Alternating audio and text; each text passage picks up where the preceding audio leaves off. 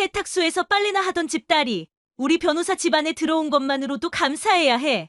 3년 동안 매일 이런 모욕을 당해온 한 여자가 있었습니다. 그런데 어느 날 시어머니가 아예 집에서 나가라고 하자 그녀는 의외의 반응을 보였습니다. 알겠습니다. 나가겠어요. 그런데 한 달 후 벌어진 일은 아무도 예상하지 못했죠. 안녕하세요. 태양그룹 전무이사 이은지입니다. 과연 이 여자의 진짜 정체는 무엇이었을까요? 시청 전에 구독과 좋아요 꼭 부탁드립니다.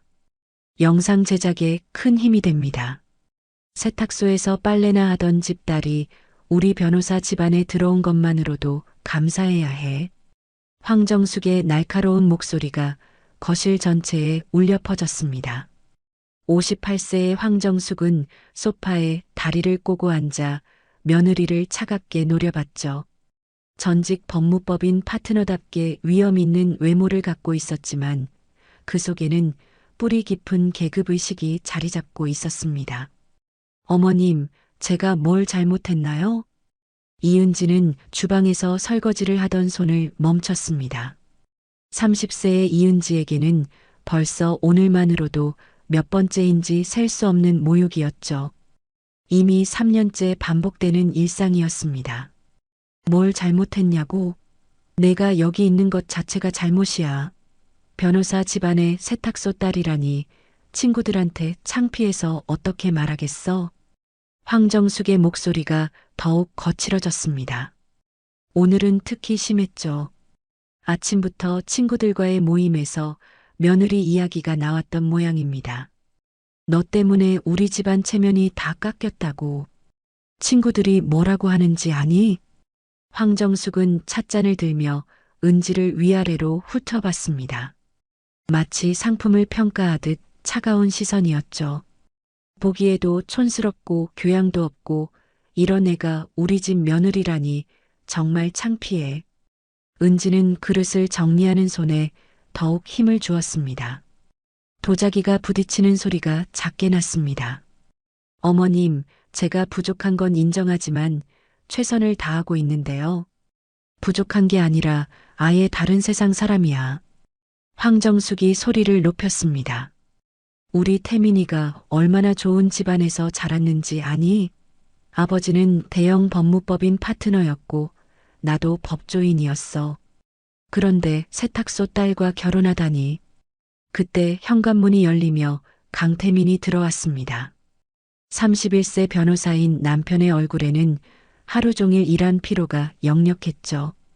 어머님, 은지가 뭘 잘못했다고 그러세요? 태민이 넥타이를 풀며 소파에 주저앉았습니다. 회사에서 돌아온 피로가 얼굴에 드러났죠.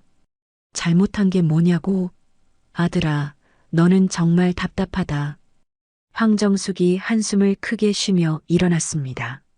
내 아들이 어떤 집안에서 나고 자란 사람인지 잊었니? 세탁소에서 빨래하는 집 딸이야. 그런 애를 며느리로 들여서 우리 집안이 얼마나 창피를 당하는지 몰라. 어머니 말씀이 맞아요. 은지야, 너도 좀 생각해봐. 우리 집안 체면을 생각해서라도. 태민의 말에 은지의 손이 미세하게 떨렸습니다. 남편마저 시어머니 편을 드는 순간이었죠. 가슴 깊숙한 곳에서 차가운 실망이 올라왔습니다. 태민 씨, 저도 나름대로 최선을 다하고 있는데요. 최선을 다한다고? 웃기지 마라. 황정숙이 냉소적으로 웃으며 끼어들었습니다. 아무리 노력해도 출신은 바뀌지 않아. 세탁소에서 빨래나 하는 집안에서 자란 애가 뭘 알겠니? 은지는 입술을 꽉 깨물었습니다. 부모님에 대한 모독을 들으니 참을 수 없었죠. 하지만 참았습니다. 이미 익숙해진 인내였습니다. 친구들이 자꾸 물어봐. 며느리가 어디 집 딸이냐고. 그때마다 뭐라고 대답해야 하는지 몰라서 죽겠다. 황정숙은 은지를 위아래로 훑어봤습니다. 마치 불량품을 감별하듯 차가운 시선이었죠. 이런 애가 우리 집 며느리라니. 생각만 해도 화가 나. 황정숙의 목소리가 더욱 날카로워졌습니다. 은지는 그릇을 모두 정리하고 천천히 돌아섰습니다. 어머님, 제가 부족한 건 인정하지만 정직하게 살고 있는데요. 정직하게? 황정숙이 비웃음을 터뜨렸습니다. 세탁소에서 하루 종일 비누 냄새와 습기에 절어 사는 사람들이 정직하다고? 그런 일이나 하는 사람들과 우리가 같은 레벨이라고 생각하니? 어머니, 태민이 제지하려 했지만 황정숙은 멈추지 않았습니다. 아들아, 이제 정말 한계야. 나는 더 이상 은지를 우리 며느리로 인정할 수 없어. 세탁소 냄새가 몸에 배내가 법조인 집안에 어울린다고 생각해? 은지는 얼굴에 묘한 평온함을 띄었습니다. 마치 오랫동안 기다렸던 순간이 온 것 같은 표정이었죠. 그러시다면 어쩔 수 없네요. 은지의 목소리는 담담했습니다. 뭐라고? 황정숙이 눈을 크게 뜨며 은지를 쳐다봤습니다. 평소와 다른 은지의 반응에 당황한 듯 했습니다. 제가 이 집에 있는 것이 그렇게 싫으시다면 나가겠습니다. 은지의 목소리는 여전히 차분했습니다. 오히려 시어머니와 남편이 더 놀란 표정을 지었죠. 갑자기 무슨 소리야? 태민이 맥주캔을 내려놓으며 일어났습니다. 갑작스러운 것도 아니잖아요. 벌써 몇 년째 같은 얘기를 들어왔는데요. 은지는 앞치마를 풀며 말했습니다. 어머님께서 원하시는 대로 해드리겠습니다. 세탁소 딸은 이 집에 어울리지 않으니까요. 황정숙은 입을 벌린 채 은지를 바라봤습니다. 예상과 다른 반응에 당황스러워했죠. 내가 정말 나가라고 했다고? 네, 나가겠습니다. 은지의 대답은 확고했습니다. 그리고는 방으로 향했습니다. 태미는 그런 은지를 멍하니 바라봤습니다. 평소와 완전히 다른 아내의 모습에 혼란스러워했죠. 은지야, 잠깐만. 너 진짜야? 진짜입니다. 은지는 방문 앞에서 돌아보며 말했습니다. 3년 동안 참고 살았는데 이제 지쳤어요. 어머님께서 원하시는 대로 해드릴게요. 그리고는 방문을 닫았습니다. 거실에는 황정숙과 태민만 남았죠. 아들아, 이거 뭐야? 갑자기 왜 저래? 황정숙이 당황하며 태민을 쳐다봤습니다. 글쎄요. 저도 잘 모르겠어요. 태민도 어리둥절한 표정이었습니다. 평소 순종적이던 아내가 갑자기 변한 것 같았죠. 방 안에서는 은지가 침착하게 짐을 정리하고 있었습니다. 얼굴에는 묘한 미소가 스쳐갔죠. 마치 오랫동안 계획했던 일이 시작되는 것 같은 표정이었습니다. 이제 진짜 시작이군요. 은지가 혼자서 중얼거렸습니다. 그 목소리에는 전에 없던 자신감이 묻어 있었죠. 그때 은지의 휴대폰이 울렸습니다. 화면에는 태양그룹 비서실장이라는 이름이 떠올랐습니다. 은지는 재빨리 전화를 받았습니다. 네, 이사님. 은지의 목소리가 갑자기 달라졌습니다. 방금 전까지의 조심스러운 며느리가 아닌 당당하고 전문적인 목소리였죠. 준비 완료됐습니다. 내일 아침 첫 임원회의에서 보고받겠습니다. 은지는 짐을 정리하며 계속 통화했습니다. 그리고 인사 발령은 어떻게 됐나요? 거실에서는 황정숙과 태민이 여전히 은지의 갑작스러운 변화에 대해 이야기하고 있었습니다. 하지만 두 사람 모두 방 안에서 벌어지고 있는 일에 대해서는 전혀 모르고 있었죠. 다음 날 아침 거실은 어색한 침묵으로 가득했습니다. 은지는 여행용 가방 2개를 끌고 나왔습니다. 평소보다 단정하게 차려입은 모습이었죠. 검은색 블라우스에 회색 정장 바지, 그리고 깔끔하게 올린 머리가 어딘지 모르게 달라 보였습니다. 정말 나간다고? 태민이 식탁에서 커피를 마시다 말고 물었습니다. 아직도 믿어지지 않는다는 표정이었죠. 네, 정말 나갑니다. 은지의 대답은 여전히 담담했습니다. 오히려 시원해 보이기까지 했죠. 황정숙은 소파에서 팔짱을 끼고 은지를 쳐다봤습니다. 어젯밤 한 말을 후회하는 기색은 전혀 없었습니다. 그래, 나가. 어차피 이 집은 내가 있을 곳이 아니었어. 은지야, 그런데 갈 곳은 있어? 태민이 걱정스럽게 물었습니다. 하지만 그 걱정도 진심이라기보다는 형식적인 것 같았죠. 걱정하지 마세요. 제가 알아서 할게요. 은지는 가방 손잡이를 잡으며 말했습니다. 알아서 한다고? 세탁소 딸이 어디 가서 뭘 할 수 있겠어? 황정숙이 비웃으며 말했습니다. 그것도 제가 알아서 하겠습니다. 은지는 현관문 쪽으로 향했습니다. 그때 태민이 갑자기 일어났습니다. 은지야, 잠깐만. 뭔가요? 은지가 돌아서며 물었습니다. 태민은 서재에서 서류 뭉치를 가져왔습니다. 이혼 서류였죠. 이거 작성해 둔 거야. 태민이 서류를 은지에게 내밀었습니다. 벌써 준비해 두셨네요.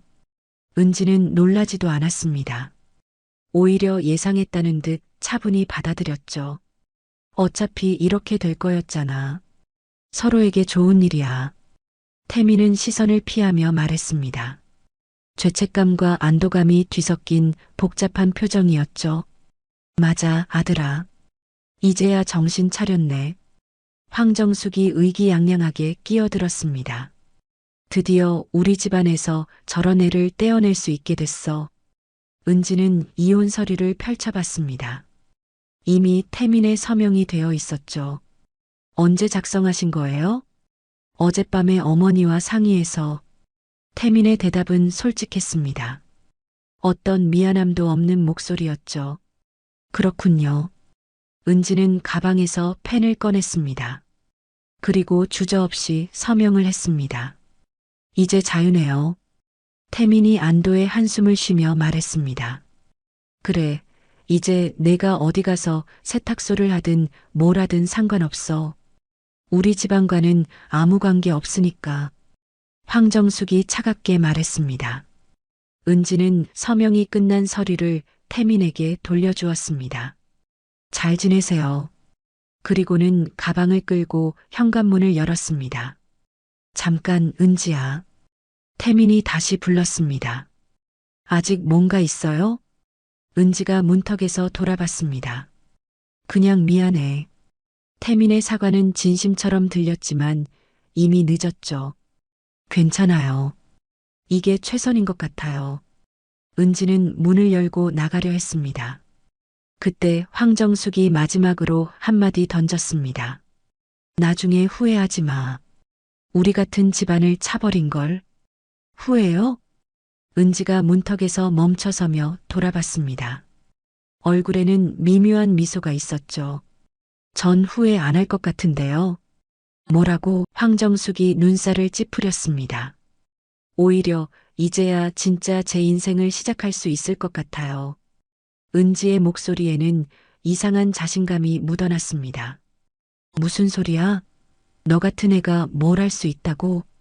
황정숙이 비웃으며 말했습니다. 곧 알게 되실 거예요. 은지는 그 말을 마지막으로 문을 닫았습니다. 거실에 남은 황정숙과 태민은 어리둥절한 표정으로 서로를 쳐다봤습니다. 아들아, 마지막에 은지 표정 봤어? 뭔가 이상하지 않았니? 황정숙이 불안하게 물었습니다. 저도 그런 느낌이 들었어요. 평소와 너무 달랐어요. 태민이 고개를 끄덕였습니다. 뭐가 달라? 허세 부리는 거지 뭐. 세탁소 딸이 나가서 뭘 할 수 있겠어? 황정숙은 손을 휘저으며 말했지만 마음 한편으로는 찜찜함이 남아 있었습니다. 한편 아파트 밖으로 나온 은지는 택시를 기다리고 있었습니다. 휴대폰이 울렸죠. 네, 은지입니다. 은지의 목소리는 전화를 받자마자 달라졌습니다.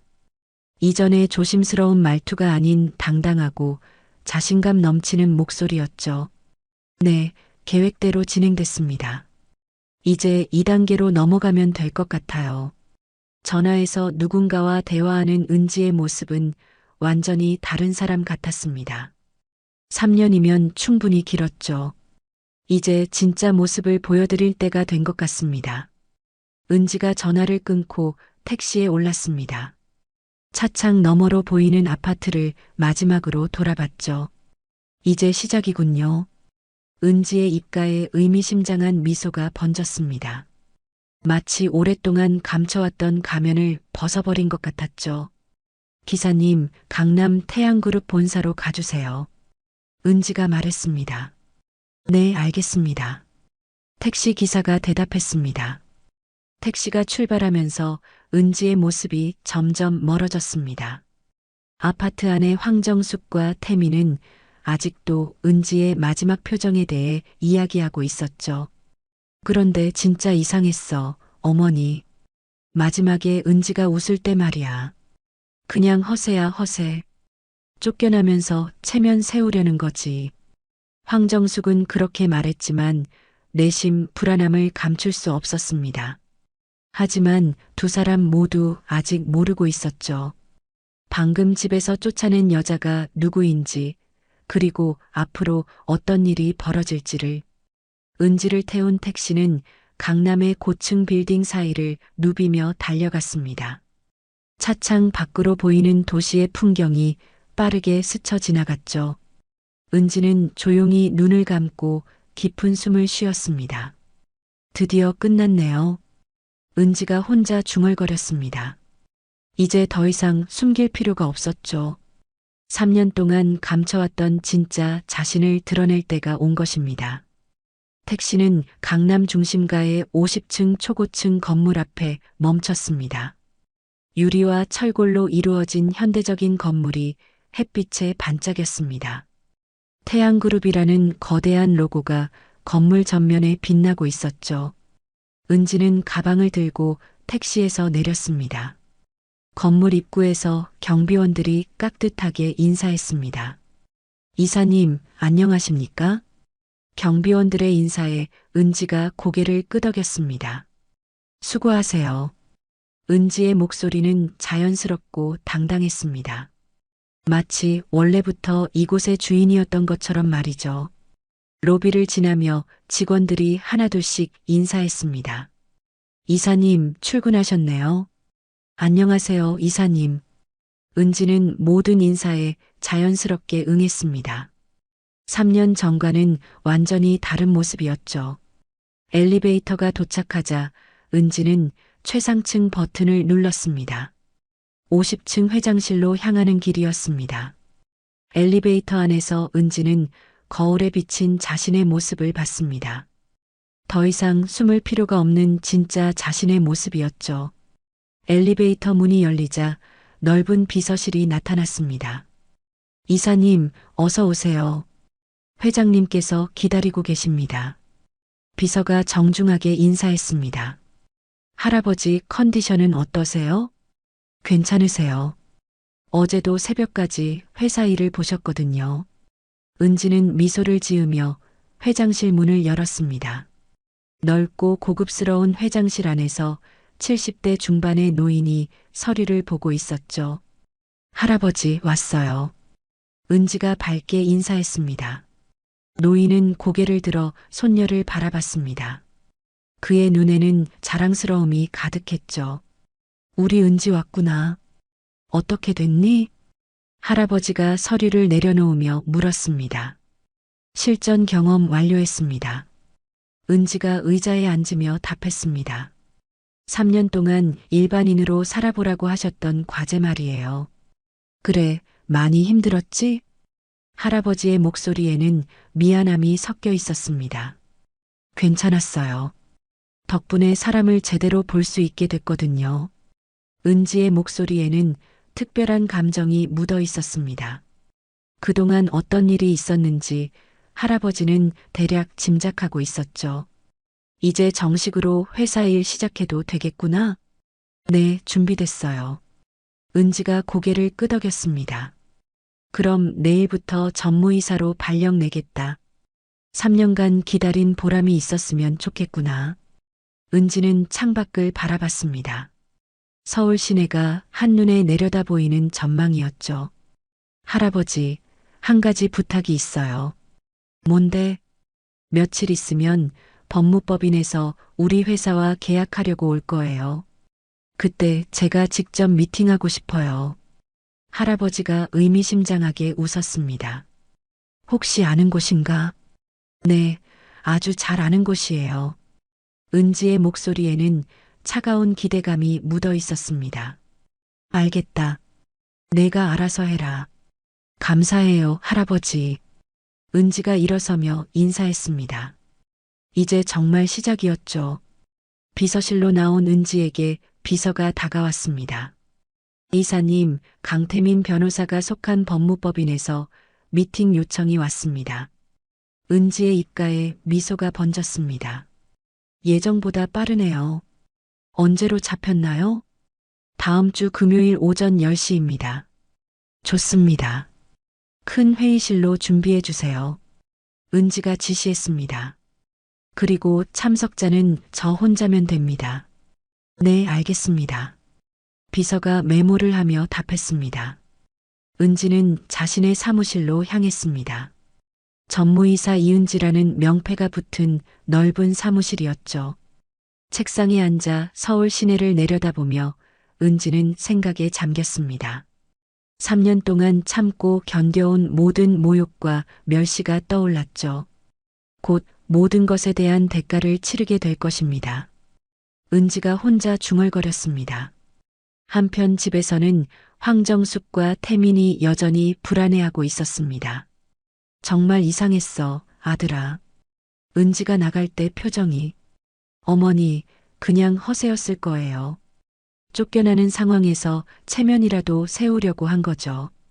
하지만 황정숙의 불안감은 쉽게 가시지 않았습니다. 뭔가 놓친 게 있는 것 같은 기분이었죠. 며칠이 지나도 은지에 대한 소식은 전혀 들려오지 않았습니다. 마치 공기처럼 사라져버린 것 같았죠. 동네 사람들조차 은지가 어디로 갔는지 아무도 몰랐습니다. 은지가 집을 나간 지 일주일이 지났습니다. 동네 사람들 사이에서는 소문이 돌기 시작했죠. 태민 집 며느리가 쫓겨났다는 이야기였습니다. 아파트 관리사무소 앞에서 아줌마들이 수군거렸습니다. 그러게 시어머니가 세탁소 딸이라고 못마땅해 했다던데. 정말 가엾더라. 그래도 3년 동안 잘 살았는데. 이런 이야기들이 황정숙의 귀에 들어왔습니다. 슈퍼마켓에서, 약국에서, 어디를 가든 시선이 따갑게 느껴졌죠. 어머니, 사람들이 자꾸 쳐다보는 것 같아요. 태민이 불편해하며 말했습니다. 쳐다보면 어때? 우리가 잘못한 게 있니? 황정숙은 강하게 말했지만 내심 신경이 쓰였습니다. 그런데 은지는 어디 있는지 연락도 안 오네요. 태민이 궁금해했습니다. 연락 올 필요도 없어. 이제 남인데. 황정숙은 단호하게 말했지만 이상하게 은지가 신경 쓰였습니다. 마지막에 보였던 그 침착함과 자신감이 계속 머릿속에 맴돌았죠. 한편 은지의 친구 미정은 동네 꽃집에서 다른 사람들과 얘기를 나누고 있었습니다. 은지가 정말 불쌍해. 그렇게 시어머니한테 구박받더니. 미정이 한숨을 쉬며 말했습니다. 그런데 신기한 게 있어. 은지가 집에서 나올 때 전혀 슬퍼 보이지 않았대. 누군가가 말했습니다. 정말요? 보통 이런 일 당하면 울고불고 난리인데. 미정이 놀라며 물었습니다. 오히려 홀가분해 보였다던데. 마치 기다렸다는 듯이. 미정도 고개를 끄덕였습니다. 맞아. 나도 그 얘기 들었어. 택시 타고 갈 때도 웃고 있었다던데. 이상하네. 보통 사람이라면 그럴 수가 없는데. 사람들은 은지의 반응에 대해 의아해했습니다. 보통의 며느리라면 울며불며 매달렸을 텐데 은지는 너무 담담했던 것입니다. 그런데 은지가 어디로 간 거지? 친정도 없는데. 미정이 걱정스럽게 물었습니다. 글쎄, 아무도 모르더라. 연락처도 바뀐 것 같고. 은지는 마치 공기처럼 사라져버린 상태였습니다. 아무도 어디 있는지 뭘 하고 있는지 알 수 없었죠. 며칠 후 태민은 법무법인에서도 눈치를 받기 시작했습니다. 태민아, 집안일 잘 해결됐어? 선배가 은근히 물어봤습니다. 네, 뭐 그냥 정리됐습니다.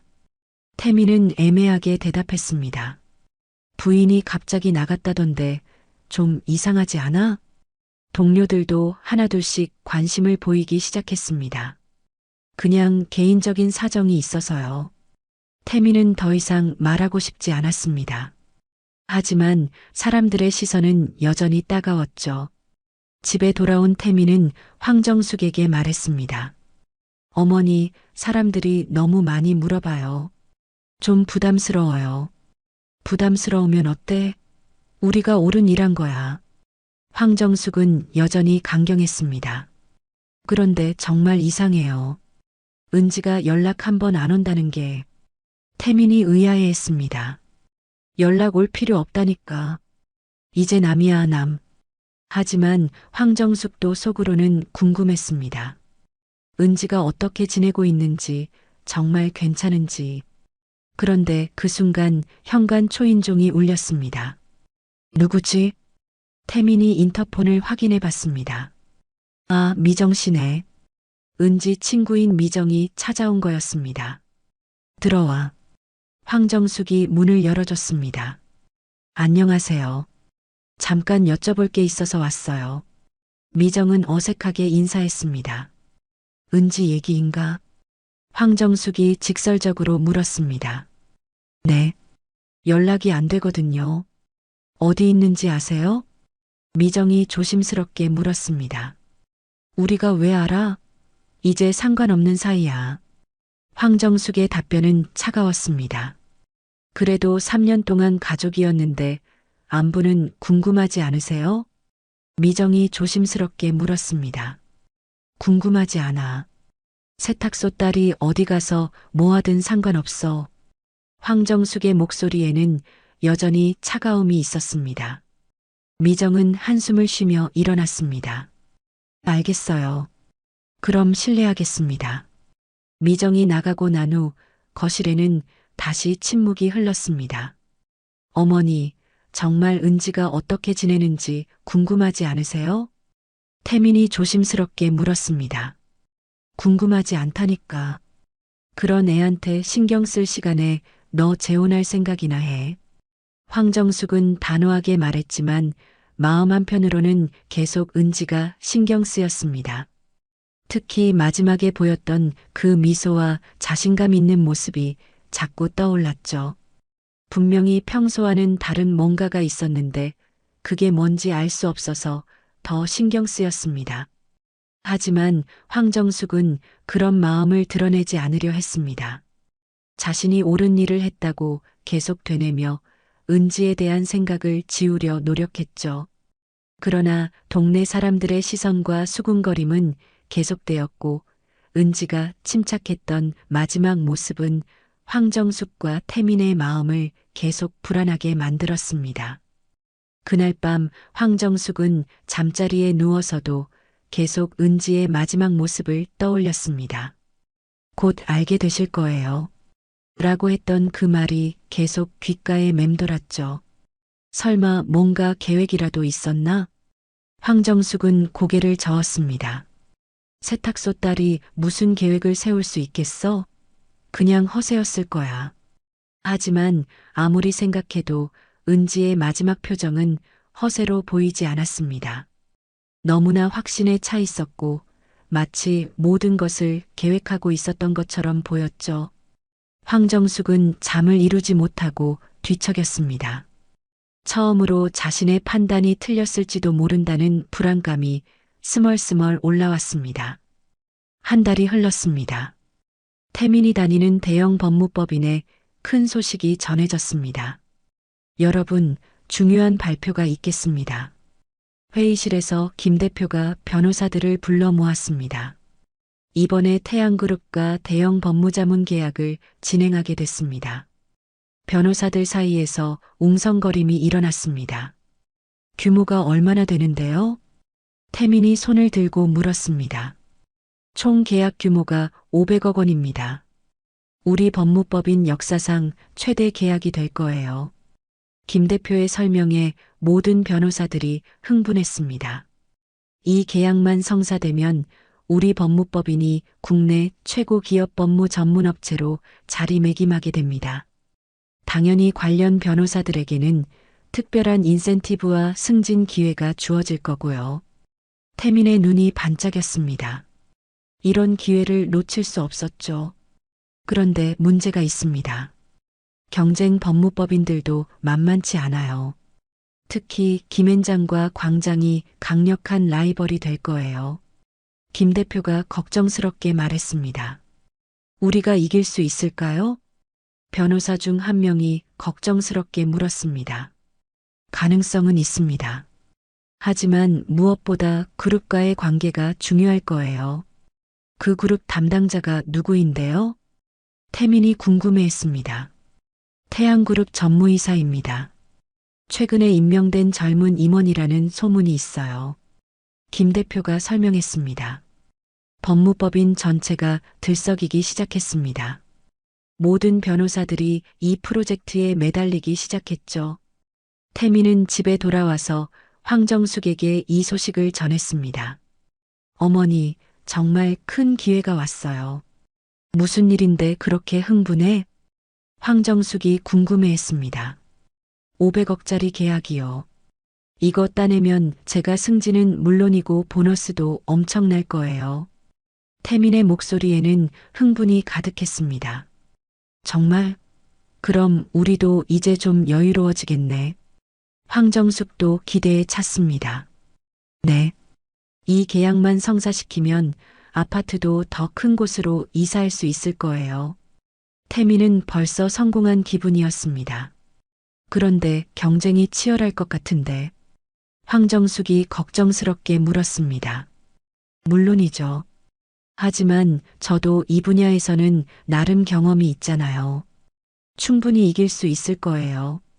태민은 자신감에 차 있었습니다. 며칠 후 법무법인에서는 본격적인 준비에 들어갔습니다. 태민 씨, 이번 프로젝트 팀장을 맡아주세요. 김 대표가 태민을 불러 말했습니다. 정말요? 감사합니다. 태민은 기뻐했습니다. 책임이 무거운 만큼 성과도 클 거예요. 열심히 해주세요. 네, 최선을 다하겠습니다. 태민은 이제 완전히 이 프로젝트에 몰두했습니다. 팀원들과 함께 제안서를 준비하고 클라이언트 분석도 했죠. 하지만 태양그룹의 전무이사에 대한 정보는 많지 않았습니다. 이상하게 정보가 별로 없네요.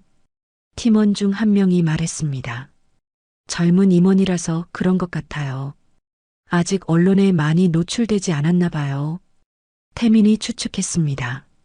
그런데 소문으로는 상당히 까다롭다던데요.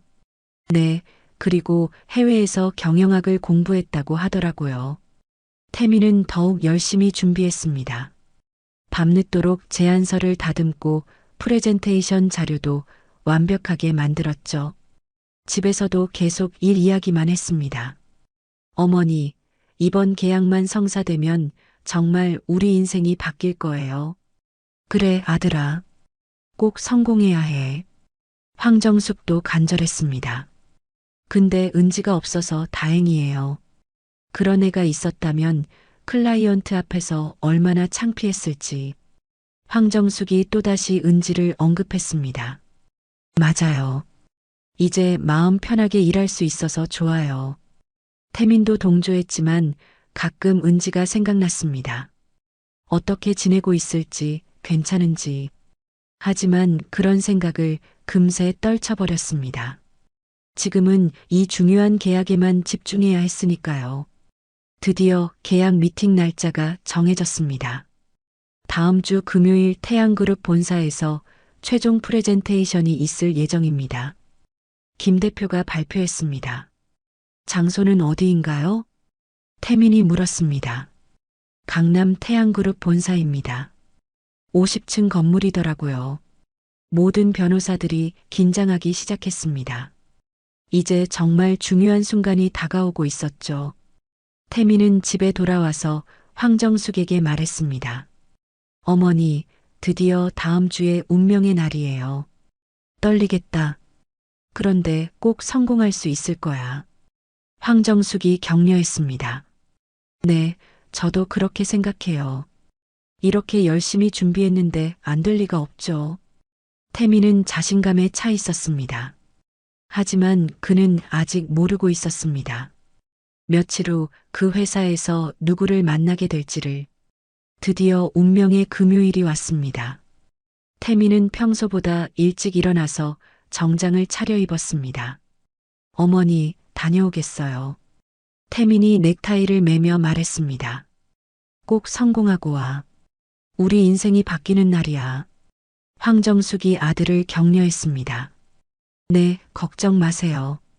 이렇게 준비했는데 못 이길 리 없어요. 태민은 자신감이 넘쳤습니다.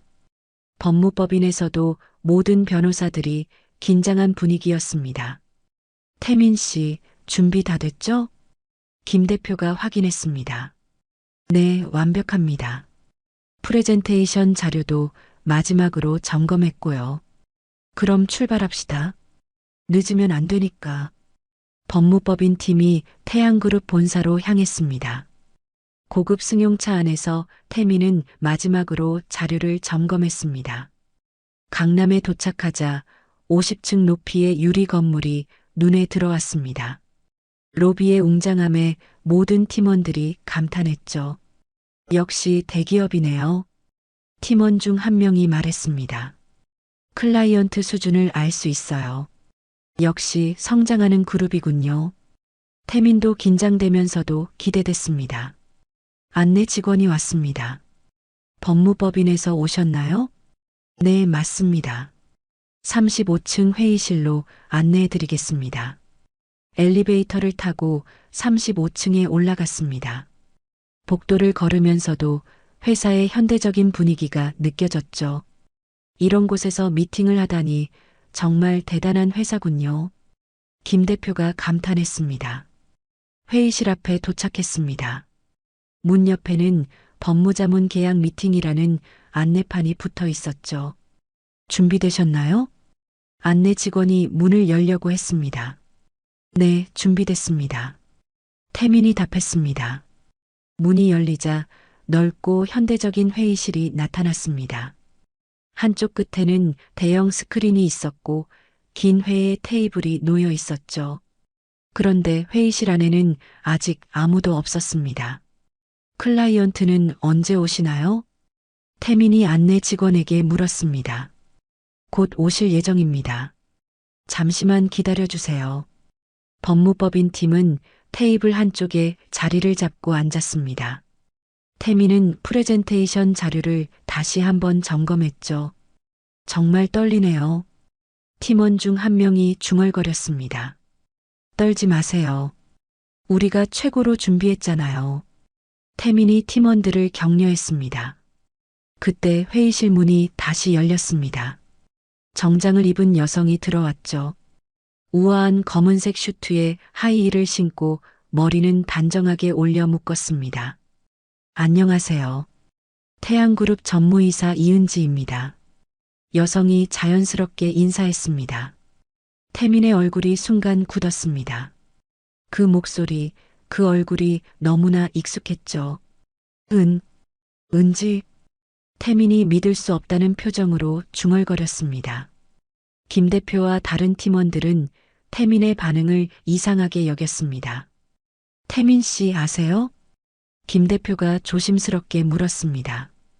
은지는 태민을 똑바로 쳐다봤습니다. 얼굴에는 차분한 미소가 있었죠. 안녕하세요, 강 변호사님. 오랜만에 뵙네요.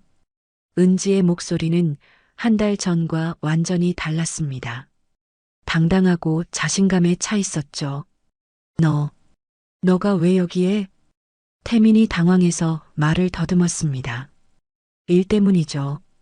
저희 회사에서 법무자문 프로젝트를 진행하거든요. 은지는 침착하게 대답했습니다. 회사? 무슨 회사? 태민이 믿을 수 없다는 표정으로 물었습니다. 태양그룹입니다. 제가 전무이사를 맡고 있어요. 은지가 명함을 태민에게 건넸습니다. 태민은 떨리는 손으로 명함을 받았죠. 이은지 태양그룹 전무이사라고 적혀 있었습니다. 이게 무슨 일이야? 태민의 목소리는 떨렸습니다. 김 대표와 팀원들은 상황을 파악하지 못하고 있었죠. 태민 씨, 혹시 개인적으로 아시는 분인가요? 김 대표가 어색하게 물었습니다. 네, 전 남편입니다. 은지가 담담하게 말했습니다. 회의실이 순간 조용해졌습니다. 모든 사람들이 놀란 표정을 지었죠. 전 남편이라고요? 김 대표가 놀라며 되물었습니다. 네, 맞습니다. 한 달 전까지 부부였죠. 은지는 여전히 침착했습니다. 그럼, 세탁소? 태민이 말을 잇지 못했습니다. 세탁소 딸이라고요? 맞아요. 제 어머니는 세탁소에서 일하셨죠. 은지의 목소리에는 평온함이 있었습니다. 하지만 그건 제가 사회 경험을 쌓기 위해서였어요. 밑바닥부터 시작해서 모든 일을 경험해 보라는 할아버지의 가르침이었거든요. 태민은 입을 벌린 채 은지를 바라봤습니다. 할아버지가 누구인데? 태양그룹 창립자이신 이 회장님이세요. 제 친할아버지죠. 은지의 설명에 회의실 앞 모든 사람들이 충격을 받았습니다. 그럼 넌 처음부터 재벌 상속녀였다고? 네, 맞습니다. 은지가 고개를 끄덕였습니다. 그런데 왜 그걸 숨겼어? 태민이 힘겹게 물었습니다. 숨긴 게 아니라 아직 때가 아니었어요. 3년 동안 일반인으로 살아보라는 할아버지의 명령이었거든요. 은지는 회의실을 둘러보며 말했습니다. 그 3년이 끝났고 이제 정식으로 회사를 이어받게 됐어요. 태민의 얼굴이 창백해졌습니다. 자신이 무엇을 했는지 깨닫기 시작했죠. 은지야, 나는. 태민이 말하려 했지만 은지가 손을 들어 제지했습니다. 지금은 개인적인 이야기를 할 시간이 아니에요. 업무 미팅을 진행해야죠. 은지는 의자에 앉으며 말했습니다. 그럼 법무법인의 프레젠테이션을 들어보겠습니다. 태민은 아직도 충격에서 헤어나오지 못했습니다. 손이 떨려서 자료를 제대로 잡을 수도 없었죠. 태민 씨, 괜찮으세요? 김 대표가 걱정스럽게 물었습니다. 아, 네, 괜찮습니다. 태민이 어렵게 대답했습니다. 그러면 시작하시죠. 은지가 차분하게 말했습니다. 태민은 떨리는 손으로 프레젠테이션을 시작했습니다. 하지만 머릿속이 하얗게 변해서 제대로 진행할 수가 없었죠. 그동안 완벽하게 준비했던 모든 내용이 머릿속에서 사라져버렸습니다. 은지의 정체를 알고 나니 모든 것이 달라 보였죠. 프레젠테이션이 끝나고 회의실은 어색한 침묵에 휩싸였습니다. 태민은 식은땀을 흘리며 은지의 반응을 기다렸습니다. 자료 검토 후 연락드리겠습니다. 은지가 공식적으로 말했습니다. 김 대표와 팀원들은 어리둥절한 표정으로 자리에서 일어났죠. 그럼 저희는 이만 실례하겠습니다. 김 대표가 인사하며 나가려 했습니다. 잠깐 강 변호사님만 잠시 남아주세요. 은지가 태민을 불렀습니다. 팀원들이 모두 나가고 회의실에는 은지와 태민만 남았죠. 너 정말 태양그룹 전무이사야? 태민이 믿을 수 없다는 표정으로 물었습니다. 네, 정말이에요. 은지가 담담하게 답했습니다. 그럼 왜 그동안 속였어?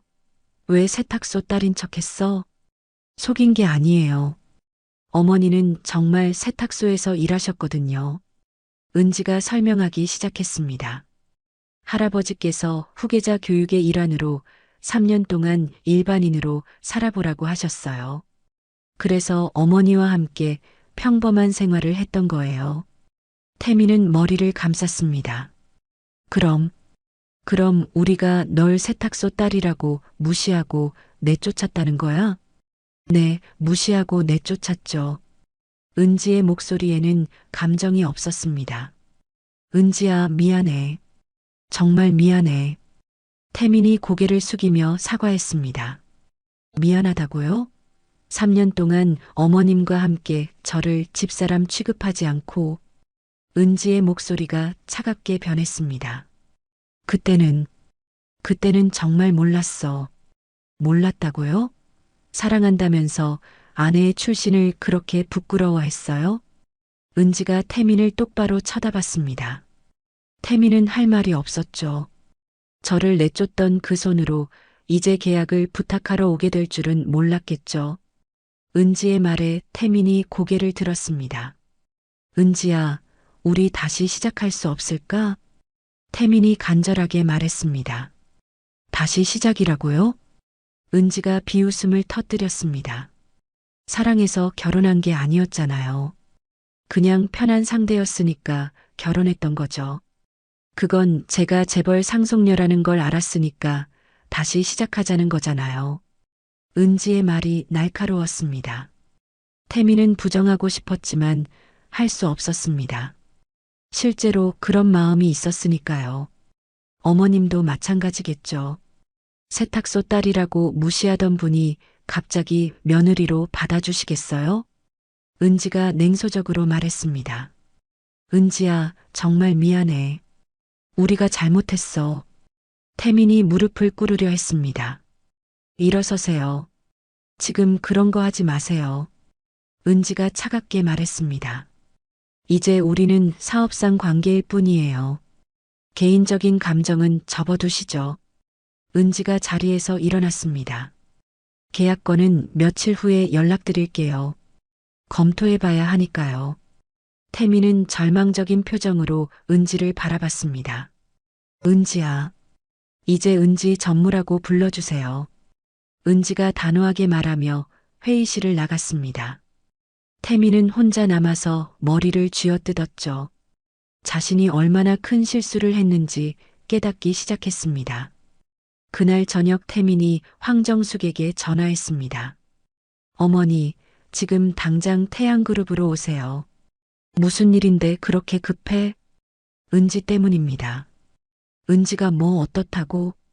제발 지금 당장 오세요. 태민의 절박한 목소리에 황정숙은 서둘러 태양그룹으로 향했습니다. 50층 건물 앞에서 황정숙은 태민을 만났죠. 아들아, 도대체 무슨 일이야? 어머니, 앉으세요. 태민이 로비 의자에 앉으며 말했습니다. 은지가 이 회사 전무이사래요. 뭐라고? 황정숙이 믿을 수 없다는 표정으로 소리쳤습니다. 태양그룹 창업주 손녀래요. 태민의 목소리는 힘이 없었습니다. 그럼 우리가. 황정숙의 얼굴이 창백해졌습니다. 세탁소 딸이라고 무시하고 내쫓았죠. 태민이 고개를 숙였습니다. 황정숙은 주저앉았습니다. 자신이 무엇을 했는지 깨달으니 앞이 캄캄했죠. 그럼 계약은 어떻게 될 거야? 황정숙이 떨리는 목소리로 물었습니다. 모르겠어요. 은지가. 아니, 전무가 검토해 본다고 했어요. 태민도 불안했습니다. 우리가 완전히 망했구나. 황정숙이 절망적으로 말했습니다. 며칠 후 법무법인에 연락이 왔습니다. 법무법인입니다. 네, 태양그룹에서 연락드렸습니다. 계약건으로 최종 답변을 드리고 싶은데요. 김 대표가 전화를 받았습니다. 아, 네. 좋은 소식이겠죠? 김 대표는 기대에 찼습니다. 아쉽게도 이번 계약은 진행하지 않기로 결정했습니다. 전화 너머로 차가운 목소리가 들려왔습니다. 네. 뭐라고요? 김 대표가 믿을 수 없다는 표정을 지었습니다. 검토 결과 저희 기준에 부합하지 않는다고 판단됐습니다. 그뿐만 아니라 다른 대기업들에게도 귀하 법무법인의 신뢰성에 대해 문의가 있었습니다. 김 대표의 얼굴이 창백해졌습니다. 그게 무슨 뜻인가요? 자세한 내용은 문서로 발송해 드리겠습니다. 전화가 끊어졌습니다. 김 대표는 급히 태민을 불렀습니다. 태민 씨, 큰일 났어요. 왜 그러세요? 태양그룹에서 계약을 거절했어요. 김 대표의 목소리가 떨렸습니다. 그뿐만 아니라 다른 대기업들한테도 우리에 대한 안 좋은 이야기를 했나 봐요. 태민의 가슴이 철렁했습니다. 그 말은 맞았습니다. 은지는 태양그룹의 영향력을 이용해 다른 기업들에게도 해당 법무법인의 문제점을 알렸거든요. 며칠 지나지 않아 더 큰 타격이 왔습니다. 김 대표님, 삼성에서 연락 왔어요. 직원이 급히 뛰어왔습니다. 뭐라고 하던가요? 기존 계약 해지한다고 합니다. 뭐라고? 김 대표가 소리쳤습니다. LG에서도 같은 연락이 왔고 SK에서도 마찬가지래요. 법무법인이 하루아침에 주요 클라이언트들을 모두 잃은 것입니다. 이 모든 게 은지의 한마디 때문이었죠. 법무법인 전체가 패닉 상태에 빠졌습니다. 태민 씨, 이거 어떻게 된 거예요? 팀원들이 태민을 몰아세웠습니다. 개인적인 문제 때문에 회사 전체가 망하게 생겼잖아요. 태민은 할 말이 없었습니다. 며칠 후 더 나쁜 소식이 들려왔습니다. 태민 씨, 죄송합니다. 김 대표가 태민을 불렀습니다. 왜요? 회사에서 구조조정을 하기로 했어요. 태민의 가슴이 철렁했습니다. 설마 제가, 네, 이번 사건에 책임을 져야 한다고 하네요. 태민은 믿을 수 없었습니다. 대표님, 저 때문이 아니잖아요. 하지만 결정된 일이에요. 정말 죄송해요. 태민은 법무법인에서 쫓겨났습니다. 10년 동안 다니던 회사에서 하루아침에 해고된 거였죠. 집에 돌아온 태민은 황정숙에게 말했습니다. 어머니, 저 해고됐어요. 뭐라고?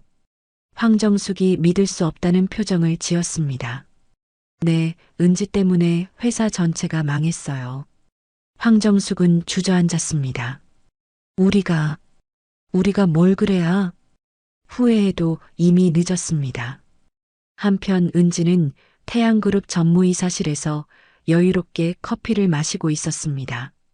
전무님, 법무법인이 경영난에 처했습니다. 비서가 보고했습니다. 그렇군요. 예상했던 일이에요. 은지는 담담했습니다. 그리고 강태민 씨도 해고됐다고 합니다. 은지의 입가에 미소가 번졌습니다. 3년 동안 받은 모욕의 대가를 치르는 거네요. 은지가 창밖을 바라보며 말했습니다. 몇 달 후 황정숙과 태민의 상황은 더욱 나빠졌습니다. 태민은 취업을 하려고 했지만 쉽지 않았습니다. 태양그룹의 영향력은 생각보다 컸고 은지가 조용히 압력을 넣고 있었거든요. 아들아, 어떻게 됐니?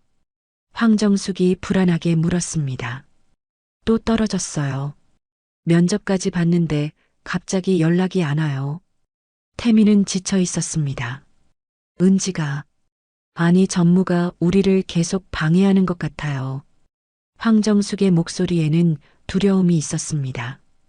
이렇게 살 수는 없어. 우리가 먼저 사과하러 가자.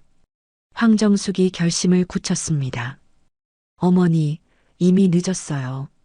아니야. 진심으로 사과하면 용서해 줄 거야. 황정숙은 희망을 버리지 않았습니다. 다음 날 황정숙과 태민은 태양그룹을 찾아갔습니다. 죄송하지만 약속 없이는 만날 수 없습니다. 비서가 단호하게 말했습니다. 그럼 약속을 잡아주세요. 정말 중요한 일이에요. 황정숙이 애원했지만 비서는 고개를 저었습니다. 전무님께서 개인적인 만남은 사양한다고 하셨습니다. 제발이요. 5분만이라도. 황정숙이 무릎을 꿇으려 했습니다. 어머니. 태민이 황정숙을 말렸습니다. 그때 은지가 엘리베이터에서 내려왔습니다. 황정숙과 태민을 보자 잠시 멈췄죠. 여기서 뭐 하세요? 은지가 차갑게 물었습니다. 은지야. 아니 전무님, 잠깐만 얘기할 수 있을까요? 황정숙이 간청했습니다. 할 말 없어요. 은지가 지나가려 했습니다. 제발이요. 우리가 잘못했어요. 진심으로 사과할게요. 황정숙이 은지의 앞을 막았습니다. 사과로 모든 게 해결될 거라고 생각하세요? 은지가 냉소적으로 웃었습니다. 그럼 어떻게 해야 해요? 뭘 원하세요? 황정숙이 절박하게 물었습니다. 아무것도 원하지 않아요. 그냥 각자 살면 되잖아요. 은지의 말에 황정숙이 절망했습니다. 우리가 어떻게 살아요? 그건 제가 상관할 일이 아니에요. 은지가 냉정하게 말하며 지나갔습니다. 황정숙과 태민은 그 자리에 서서 은지의 뒷모습을 바라봤습니다. 우리가 정말 망했구나. 황정숙이 절망적으로 중얼거렸습니다. 1년이 지났습니다. 은지는 태양그룹을 성공적으로 이끌고 있었습니다. 새로운 사업 프로젝트도 성공했고 회사의 가치는 더욱 올라갔죠. 전무님, 2분기 실적이 나왔습니다. 비서가 보고서를 가져왔습니다. 좋은 결과네요. 이대로 계속 진행하세요. 은지는 자신감에 차 있었습니다. 반면 황정숙과 태민은 여전히 어려운 상황이었습니다. 태민은 겨우 작은 법무사 사무실에 취직했지만 예전 같지 않았고 황정숙은 건강도 나빠졌죠. 어느 날 황정숙은 혼자 앉아서 과거를 회상했습니다. 내가 왜 그랬을까? 은지가 그렇게 나쁜 애였나? 황정숙은 후회로 가득했습니다. 세탁소 딸이라고 무시했던 게 정말 잘못이었어. 사람을 그렇게 판단하면 안 되는 건데. 하지만 이미 늦었습니다. 한편 은지는 새로운 삶을 살고 있었습니다. 더 이상 과거에 얽매이지 않고 자신의 능력을 마음껏 발휘하고 있었죠. 전무님, 새로운 프로젝트 제안서입니다. 비서가 서류를 가져왔습니다. 좋네요. 이대로 진행하세요. 은지는 자신감에 차 있었습니다. 창밖을 바라보며 은지는 생각했습니다. 과거에 무시당하던 며느리는 이제 없어요. 진짜 제 모습으로 살아가는 거죠. 은지의 얼굴에는 만족스러운 미소가 있었습니다. 3년 동안 참고 견디던 시간들이 헛되지 않았죠. 이제 진정한 승자가 된 것입니다. 그런데 어느 날 은지에게 특별한 소식이 들려왔습니다. 전무님, 황정숙 씨가 병원에 입원하셨다고 합니다. 비서가 조심스럽게 말했습니다. 은지는 잠시 멈췄습니다. 어떤 병인가요? 스트레스성 위궤양이라고 합니다. 상당히 심각한 상태래요. 은지는 창밖을 바라봤습니다. 복잡한 감정이 올라왔죠. 알겠습니다. 은지가 짧게 답했습니다. 그날 저녁 은지는 병원을 찾았습니다. 하지만 병실 앞에서 망설였죠. 3년 동안의 상처가 쉽게 사라지지 않았습니다. 결국 은지는 병실에 들어가지 않고 간호사에게 익명으로 병원비를 지불하고 돌아섰습니다. 며칠 후 태민이 은지에게 연락했습니다. 은지, 아니 전무님, 잠깐 만날 수 있을까요? 태민의 목소리는 초라했습니다. 은지는 잠시 고민했다가 만나기로 했습니다. 조용한 카페에서 만난 두 사람은 어색한 침묵 속에 앉아 있었죠. 어머니 병원비, 내가 낸 거야? 태민이 조심스럽게 물었습니다. 은지는 대답하지 않았습니다. 고마워. 정말 고마워. 태민의 목소리가 떨렸습니다. 그냥 인간적으로 한 일이에요. 은지가 담담하게 말했습니다. 은지야, 우리 정말 잘못했어. 어떻게 하면 용서받을 수 있을까? 태민이 간절하게 물었습니다. 용서는 이미 했어요. 은지의 말에 태민이 고개를 들었습니다. 다만 다시 돌아갈 수는 없어요. 우리는 이미 다른 사람이 됐거든요. 태민은 고개를 끄덕였습니다. 알겠어. 다시는 연락하지 않을게. 태민이 일어서려 할 때 은지가 말했습니다. 태민 씨, 사람을 판단할 때는 겉모습이 아니라 내면을 봐야 해요. 그리고 진정한 사랑이라면 상대방의 모든 것을 받아들일 수 있어야 하고요. 태민은 고개를 숙였습니다. 앞으로는 그렇게 살겠어? 태민이 카페를 나간 후 은지는 혼자 앉아 생각에 잠겼습니다. 복수는 끝났지만 마음이 완전히 시원하지는 않았죠. 그날 오후 은지는 중요한 발표를 위해 기자회견장에 섰습니다. 태양그룹의 신임 부회장 임명 발표였죠. 여러분, 오늘 중요한 소식을 전해드리겠습니다. 은지가 마이크 앞에 섰습니다. 이은지 전무이사가 태양그룹 부회장으로 승진하게 됐습니다. 기자들이 셔터를 눌러댔습니다. 부회장님, 소감 한 말씀 부탁드립니다. 기자가 질문했습니다. 저는 항상 사람을 겉모습으로 판단하지 말라고 배웠습니다. 은지가 차분하게 말했습니다. 누구든 노력하면 성공할 수 있다고 믿습니다. 하지만 다른 사람을 무시하는 사람들에게는 그에 합당한 대가가 따른다는 것도 분명히 말씀드리고 싶어요. 은지의 말에 기자들이 웅성거렸습니다. 특별한 경험이 있으셨나요? 다른 기자가 물었습니다. 3년 동안 일반인으로 살면서 많은 것을 배웠습니다. 특히 사람의 진짜 모습을 볼 수 있는 눈을 갖게 됐죠. 은지는 의미심장하게 웃었습니다. 가난을 무시하는 사람들에게 진짜 가난이 무엇인지 가르쳐 주는 것도 교육이라고 생각합니다. 하지만 복수보다는 용서가 더 큰 힘을 가진다는 것도 깨달았어요. 그 순간 TV를 보던 황정숙과 태민은 경악했습니다. 저게 은지야? 황정숙이 떨리는 목소리로 말했습니다. 부회장이 됐네요. 태민도 충격에 빠졌습니다. 하지만 은지의 다음 말에 두 사람은 더욱 놀랐습니다. 그리고 오늘 특별한 발표가 하나 더 있습니다. 은지가 계속 말했습니다. 저희 태양그룹에서는 앞으로 사회적 약자를 위한 법률지원센터를 설립할 예정입니다. 경제적으로 어려운 분들도 양질의 법률 서비스를 받을 수 있도록 도울 것입니다. 기자들이 다시 웅성거렸습니다. 특별한 이유가 있나요?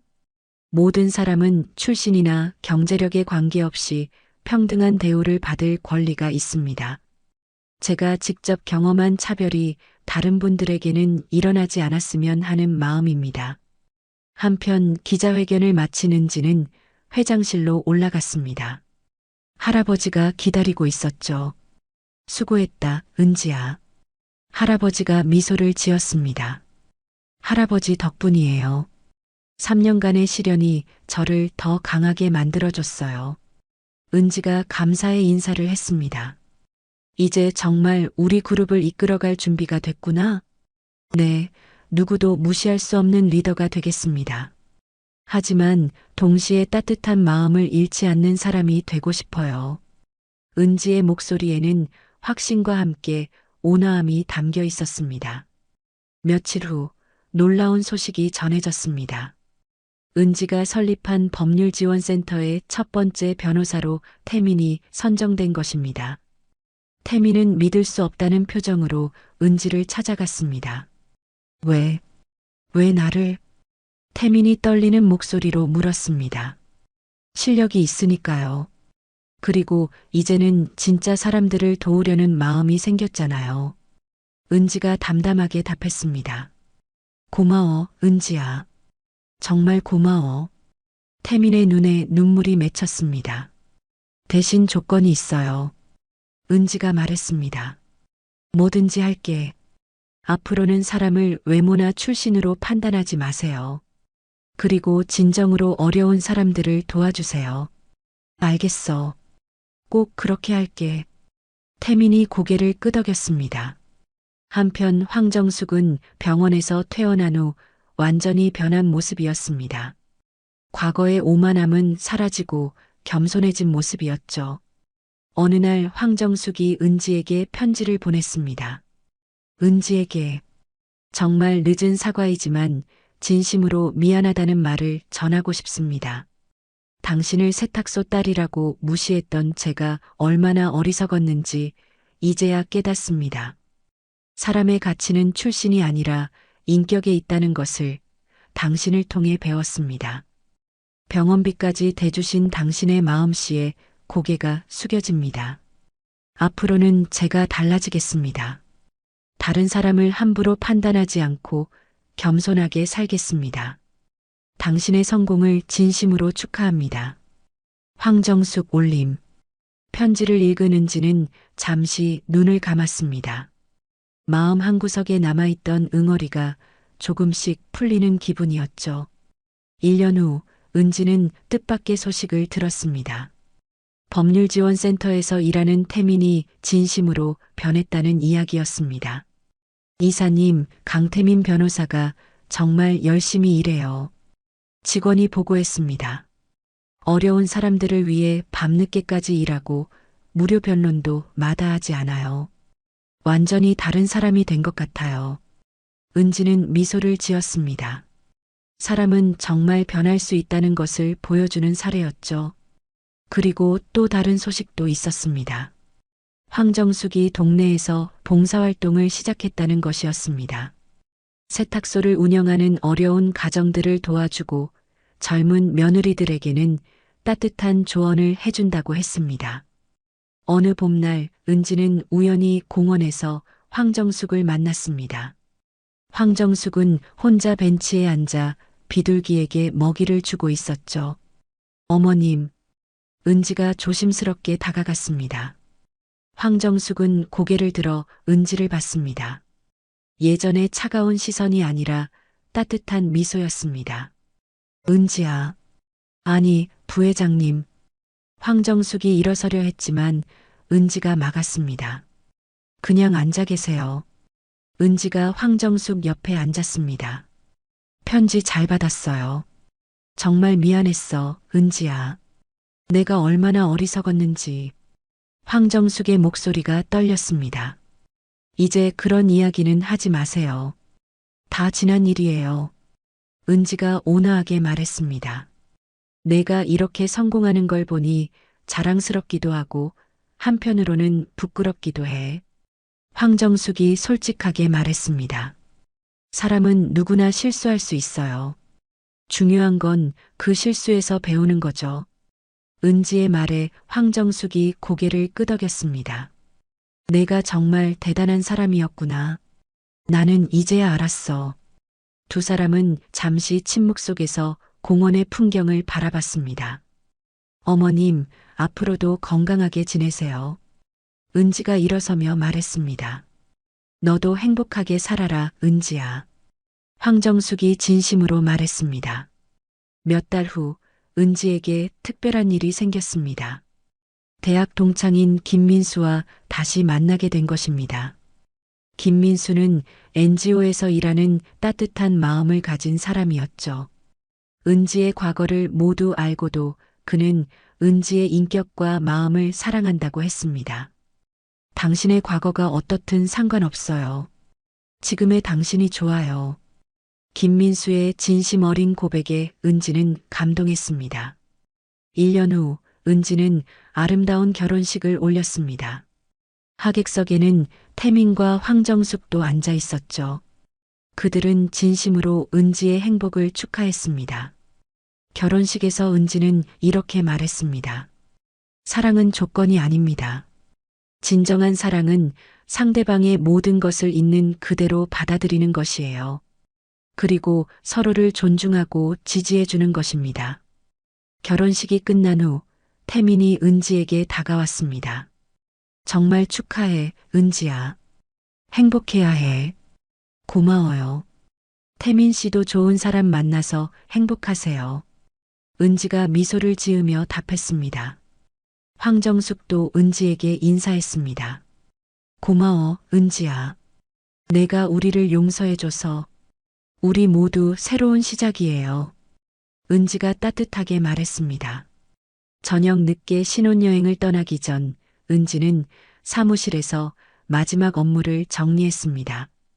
창밖으로 보이는 서울의 야경이 아름다웠죠. 부회장님, 모든 준비 끝났습니다. 비서가 말했습니다. 고마워요. 그동안 수고 많았어요. 은지는 자리에서 일어나 창밖을 바라봤습니다. 무시당하던 세탁소 딸에서 대기업 부회장까지 정말 긴 여행이었습니다. 하지만 그 과정에서 가장 소중한 것을 배웠죠. 바로 사람의 진짜 가치는 출신이나 돈이 아니라 인격과 마음에 있다는 것을. 복수보다는 용서가 더 큰 힘을 가지고 있고, 진정한 성공은 다른 사람을 도우며 함께 성장하는 것이라는 깨달음도 얻었습니다.